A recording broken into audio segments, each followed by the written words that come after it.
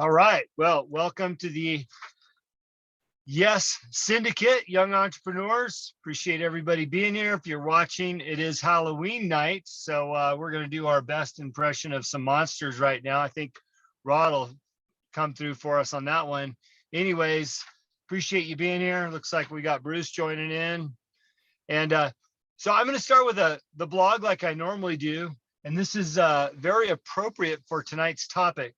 And by the way, tonight's topic is dealing with failure. And you're not going to like what I have to say about this, I'm sure, especially if you are a quitter. So anyways, nice blog from Andy Frisella, actually called Stop Focusing on Your Failures. It says, have you ever felt like everyone and everything is working against you? I have, a lot. When things aren't going your way, it can be easily to adopt this negative mindset. It happens to all of us. But the difference between the people who keep losing over and over again in life versus the people who break this pattern, grow from their failures, and do big shit in life, all has to do with their focus. Most people allow their repeated failures to poison their focus. They spend so much time and energy thinking about all the bad shit that's happened, which ultimately paralyzes them from taking action to become great. When you shift your focus away from your failures and start pouring all your energy and focus into extracting and applying the lesson and keep it moving, that's when shit will change for you. I know one thing for sure: when you focus on the negatives, they grow. When you focus on the lesson, you grow.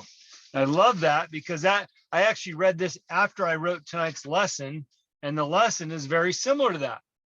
And I will share with you that earlier today, I was on the phone with actually a high school friend who was a pro mountain bike racer. And he raced all the way into his early 50s. And he had a very bad accident where he was paralyzed temporarily. And that paralyzation has him now on a 2-year rehab for his legs and arms. He can walk sort of, but he's in rehab. And the issue with him is that he can't get out of his own way mentally. And he's literally become a drain on his family and everyone around him. Now, of course, it was a terrible accident. We don't wish that on anybody, but he's focused on his failure, right? In this case, his injury, and has neglected to use what strengths he does have, which is everything above the neck, right? And unfortunately, this individual, he has a lot to offer this world from a mental standpoint, especially being a champion athlete. And so today I encouraged him. I said, don't look at your failures and your injury as something that will hold you back. Start focusing on your mental strength and what you have above your neck, and bring value to people, and your body will follow. Those muscles, those limbs will follow. And if they don't, at least he's not sitting around sulking in his own shit. What my mom likes to say, people sit in their shit because it's warm. And that's what we want to get away from today, is warm shit.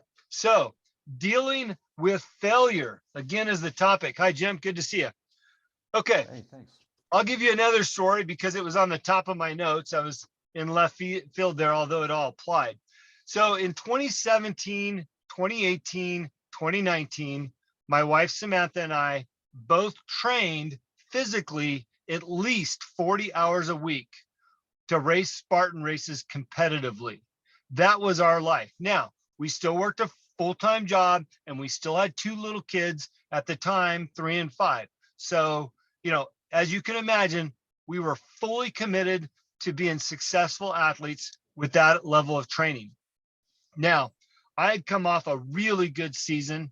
I think I saw 6 first-place finishes in the competitive series nationally. Sam was on her way to a national championship. She was ranked first, and we were headed to Utah. And in the Utah race, I started the race off, and I was in the lead by a long shot. I mean, people didn't even know where I was at. I was so far ahead of them.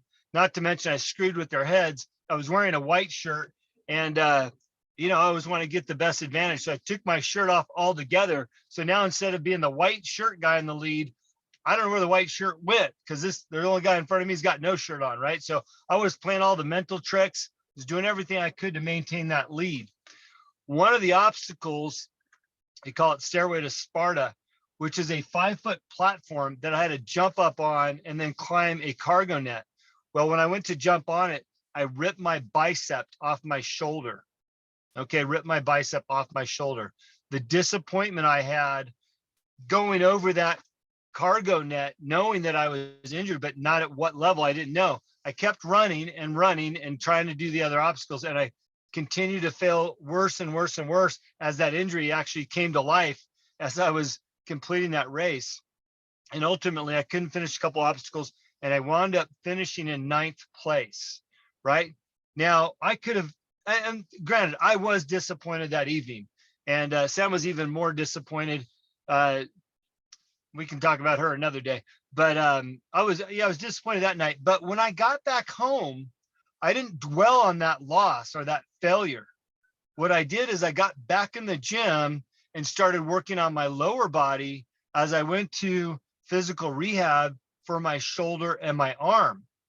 And, doctor said, you're going to have surgery. They scheduled it out 4 months from that time. I had the world championships coming out, which obviously I wouldn't be able to go to or attend.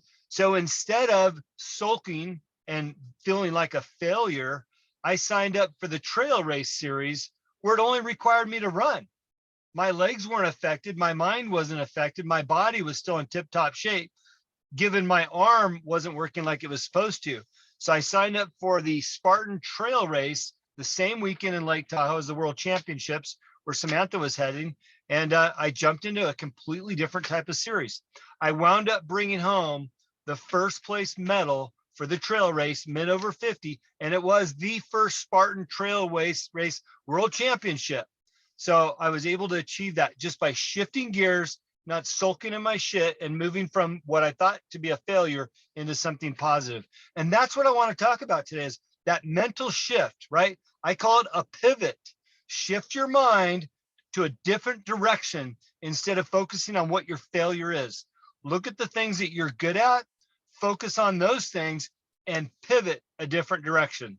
So I don't care what that means to you in your business life or who you work for or what you're doing. If you're failing somewhere, pivot, shift, and look to excel in the next thing, just like I had done by shifting from obstacle racing to trail racing. Find your strengths, focus on those, and move into that arena. Okay. We all have specialties that we're great at. Focus on that and don't worry about the failure. All right.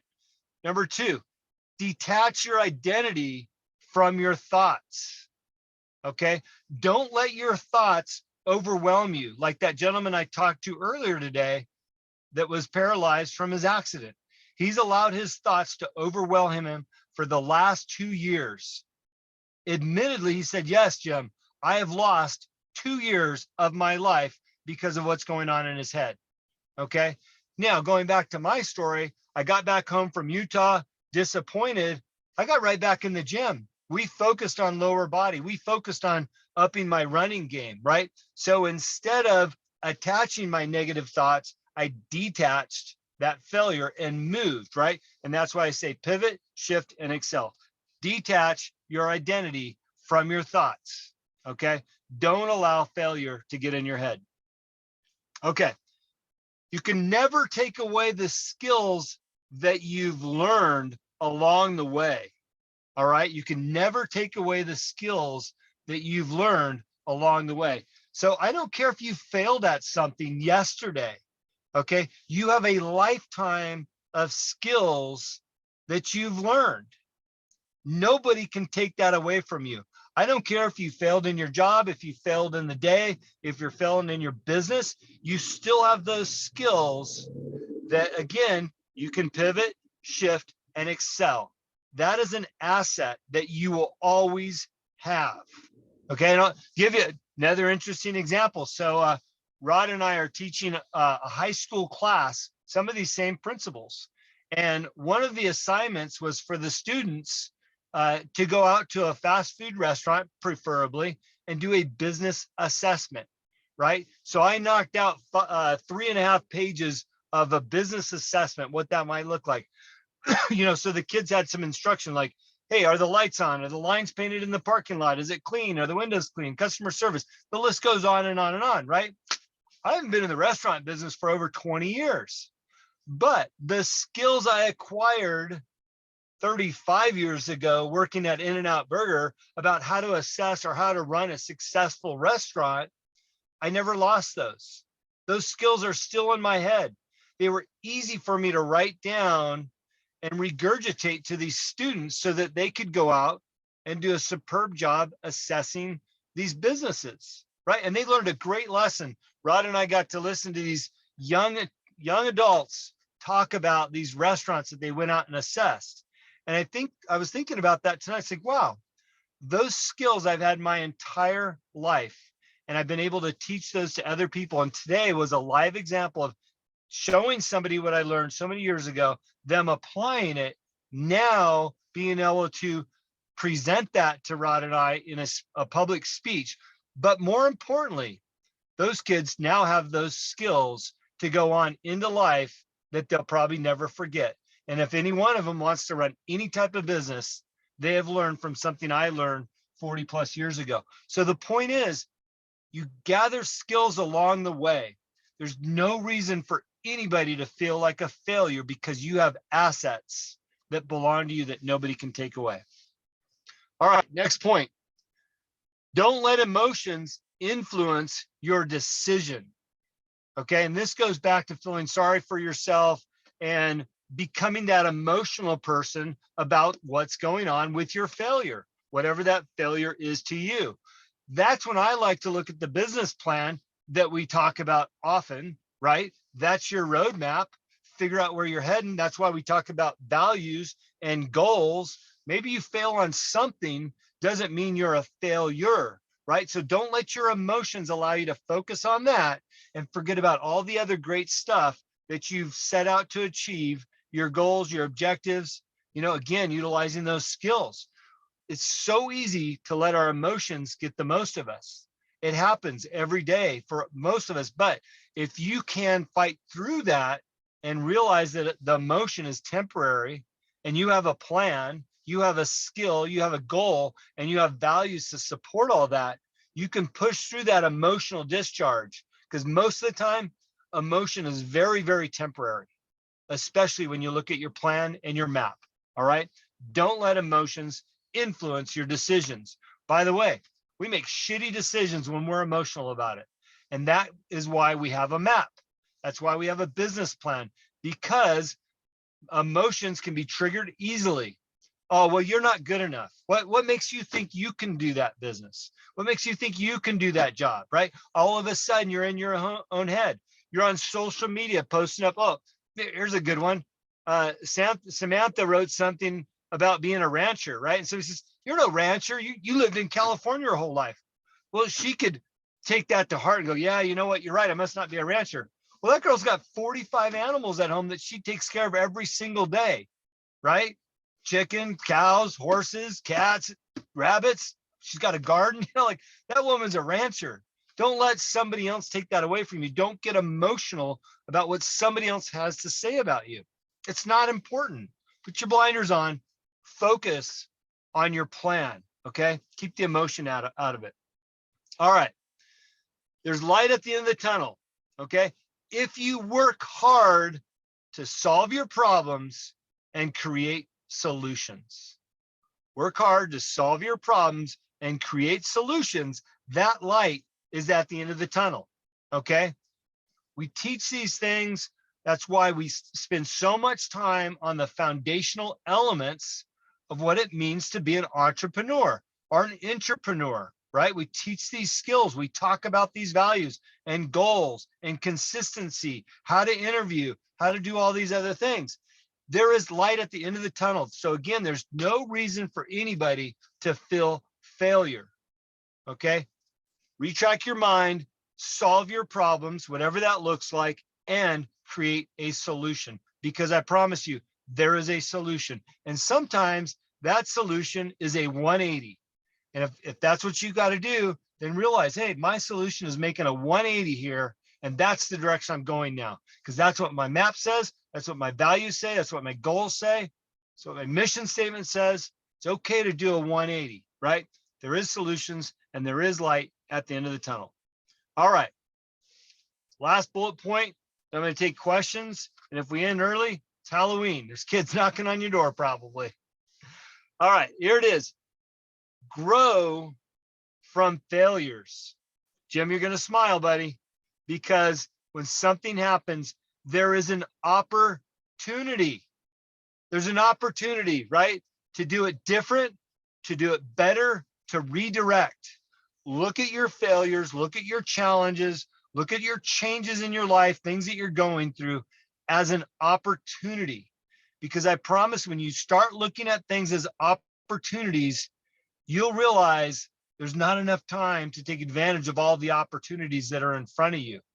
Okay. Trust me, when that door starts opening and you start looking for things as opportunities instead of I can't do that, I'm not good enough, and you start getting emotional about it, you're not going to see it, right? There's so many opportunities in front of me on a daily basis. I don't know when to say no, right? Because my motto is saying yes, right? So I'm challenged pushing the opportunities out of my way. And I want everybody in here to see that there's an abundant amount of opportunities.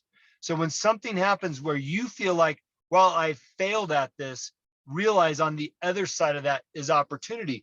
And you go back to that skill set that you've acquired, right?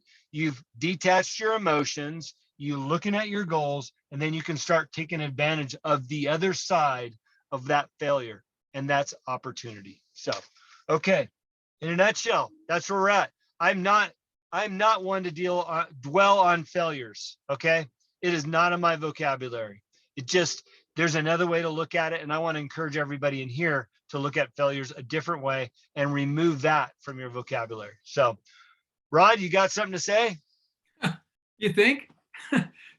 So, I don't know if you read my post this morning on Instagram, and I posted this without thinking about what your topic was tonight. But gosh, can I even remember what it was now? Says it is hardest to learn when you're winning. It's hardest to learn when you're winning. We learn when we're losing. That's when the lessons come. And when we have those obstacles, it's like I heard it was Ashton Kutcher on some show with Bear Grylls, and he said obstacles are like the opportunity store. There's always opportunity in obstacles, and it's just that mindset, changing that mindset. And I'm going to tell one quick story here, Jim. Number one, your 6 points are absolutely spot on. I could give examples on every single one of those because I've had failures, and it's the bounce back that helps. In fact, the bounce back creates momentum. You've got forward momentum going in, but when you fail and then you use that pivot point, it's like a catapult. Once you pivot and decide you're going a different direction, and you do all these things, you detach from that, you're making non-emotional decisions, it actually creates momentum like you won't get without a failure. I mean, it sounds crazy. It might be one of the paradoxes of business, but it's absolutely true. And there is always light at the end of the tunnel if we're solution minded. And I really like that. Growing from failures. I'm going to give you a quick example too. I made a note here, and I think we have an obligation as people, no matter where we're at. My biggest complaint about what I witness in people is complacency. Just being satisfied with the status quo, where they're at. This is, it works, it's good enough. I've made my money, I can retire, I can sit back. That's complacency, and it irritates the hell out of me, right? So my advice is get out there. No matter what business you're in, you need to get out there in front of more people. How are people going to know what you do if you don't get out there and talk to them? And I had last week, my daughter-in-law asked if I would go to a Toastmasters. I don't know if any of you have ever been on Toastmasters or gone to Toastmasters. I've known about it for decades, never had time to put it in my schedule, Never had it. It was on my radar, but I just didn't make it a priority. Didn't care, didn't need it, went on from there. But my daughter-in-law is on a growth path of her own. And she asked if I would go, and she asked if I would be a speaker. She said, you are a public figure. I would kind of like to have you there. And can you give a talk? A 3 to 5 minute talk. Well, first she said a 3-minute talk. And then I get there and I find out that it's 3 to 5 minutes, and they're timed and they're scored and they're graded. So yeah, and things like, that sort of thing. But when I'm on stage or have a microphone, I'm a lot more conscious about what I say and how I say it. But the point is, when I was done, I had a lady come up to me, and I hated public speaking when I was a young kid. I never liked doing that sort of thing. She came up to me and she said, Toastmasters has like national competition. She said, you could go all the way to the top. You've got everything. I mean, she's going through this list of stuff. And I said, look, I don't need that. That's I came here from, that's not on my radar, but thank you for the compliment. I was walking out and somebody said, Rod, didn't recognize the voice. And I turned around and it was somebody who was at this Toastmasters meeting. And he said, I've already ordered your book, because when they introduced me as an author. He said, I've already ordered your book. He said, but I'd really like to talk to you. He said, I've got a presentation I have to do to get a job that I really want. And I've never had to talk in front of anyone. I'm really nervous. But he had seen this ad in the paper for a Toastmasters thing, and he showed up. He showed up to get skills to get a job he wanted. And I told him, I said, if you've done that, you've already told me you've got everything you need to get that job. So I will work with you. I gave him my Calendly link, and I said, let's go ahead and get together, and I will help you formulate what you need to do to accomplish this. So he could have just said, I'm never going to get that job. I'm not a public speaker. I'm nervous about going in front of a group of people to interview, but he didn't. He took that next step, and guess what he found? He found help. He found somebody who's willing to mentor him through that stage of the process. And so all of us need to get out there, whatever our business is, and we need to do some self-promotion. And I know that, thanks, nice to see you on the line here too, Rachel. We don't like to talk about ourselves. Yeah, I'm a situational extrovert. I think I've defined myself that way before. I'm more of an introvert. I'm comfortable with my own clan, my own tribe, and I don't like to get out there, but I force myself to. And Jim, Rachel, and I are even forcing ourselves to put ourselves out there even more. Talking about ourselves more, talking about our accomplishments more, and doing it to help people. Not doing it to self-promote, doing it to further our mission, our values of helping other people. And so part of it is I'm encouraging all of you, get out more, put yourself out in different situations so that you can risk some new failure. Not so that you can just say, oh yeah, this is really good for me. Risk some new failure. And Jim, the last thing I want to say is, your whole point about not making emotional decisions. The first time I got involved and had great success, I had a business card in the front of my presentation binder, and it said, make a business decision, not an emotional decision. Because most people want to make a knee-jerk reaction. No, I don't have the time. I don't have the money. They'll find a reason, and that's an emotional decision. But if you make a business decision, it changes everything. So again, not making emotional decisions should be paramount on all of our lists. And we should do that every single day. We have to be in touch with our nurturing side. And that doesn't mean we're not empathetic. We're just not letting the emotions drive the important decisions. So I hope I've made that clear.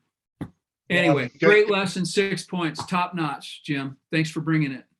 Yep, Rod. And actually I heard a story today. It was about a business coach, high dollar business coach. And he was looking to sign a client. The client says, well, do you give money back guarantees if you can't guarantee I can make X amount of dollars? He says, well, we don't do that. He says, well, why not? He says, because I can only guarantee you that I'll be on this call. I can't guarantee what you're going to do with your time. Right. Mm-hmm. And what I want to say about that is, Rod and I and Rachel, we can only guarantee you that we will structure these calls. We'll give you the tools to go out there and succeed, but it's on you to generate that action and go out there and do the work. That's how this whole thing's set up, right? So I want to encourage you, especially as we look to the topic of failure. If you're feeling like you failed, or you feel like you're on that path, realize you have the tools, you have the skills to do something other than that. And the action is going to fall on you. And I like what Rod said about somebody taking the steps to have a successful interview by really putting himself out there. I mean, Toastmasters is pretty far out there. So good point. Look, think about this lesson and think about it often, because we get wrapped up in our emotions and our failures, and we allow that to take us down a notch. Okay. And it shouldn't happen. So you can always come back and re-listen to this if you need to hear the words again. Just a couple side bits. Again, as you know, I'm still on 75 Hard. I'm reading a couple great books right now that are very encouraging. Tim Grover's Relentless. I'm in the middle of that right now, who was Michael Jordan's coach as well as Kobe Bryant's coach. And, you know, there are some incredible tools in that book to maintain a status, right? If you can't find it online, you can go to the Y.E.S Syndicate. We've got a library of books. You can buy it right through there. It goes to Amazon. But what a great book about being relentless in the pursuit of success. And really, and he talks about failures, not allowing the failure to get you, right? The other book that I just read was Tim Kennedy, Scars and Stripes, which is more of a memoir, but love the things that he overcame in that. So there's a lot of tools out there for you to be relentless, to pursue, be successful, and not worry about your failure. So I'm going to leave it at that unless there's any questions. If you got a question, take yourself on mute and off mute and ask, and I'm happy to answer. There's Rod. Whoa. Okay, I promise we didn't plan this, but I'm not kidding you. I'm reading the same book right now. Relentless. Right? What are the odds? We're reading the same book. Yeah. Awesome. Yeah. And you guys, I promise you, the first 3 pages, you'll be hooked. I mean, it catches you right away. It's so good. I highly recommend it. Yeah, no, it's great. And she's right. The first 3 pages do get you. So look, everybody have a great evening. Jim, did you have a question? I just wanted to ask quick. I read Winning, Tim Grover's. Was Winning the first book or second? I think it was his first. I wasn't aware of it before I grabbed Relentless because a lot of people were talking about it. It's awesome. I loved Winning.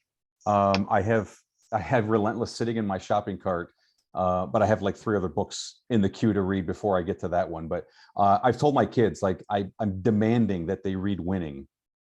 It's that good. It's especially at their age. I think it'll set a lot of good standards for them going forward. Yeah, agree. That's a good lesson for the kids too. All right. Anybody? Hey, Jim, quick comment.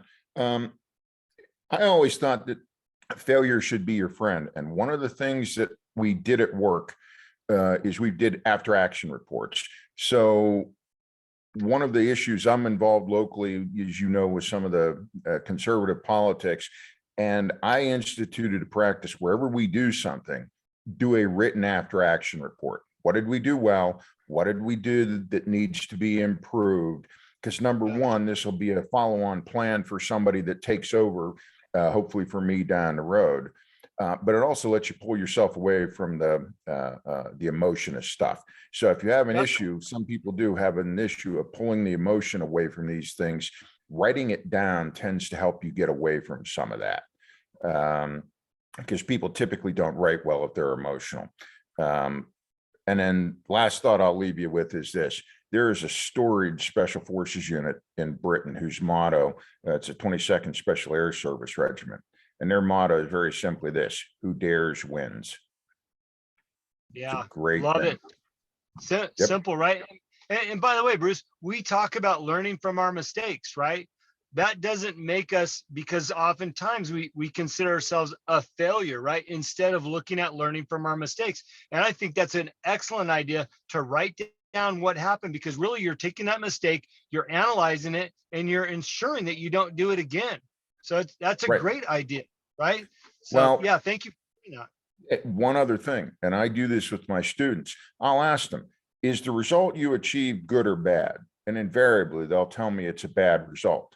And I say, you're looking at it wrong. You ought to look at it as not good or bad, but it's what you earned. Are you happy with that result? If not, what changes do you need to make to produce the result that you want? And if you can't get there, I will help you do that. I will coach you through that. And that seems to put people in a different position, sort of like the shorthand for writing all of this down. Yeah. Yeah. Great point. Great point. Right Food on. for thought. Anybody else? Yeah. Thank you, Bruce. Appreciate you sharing.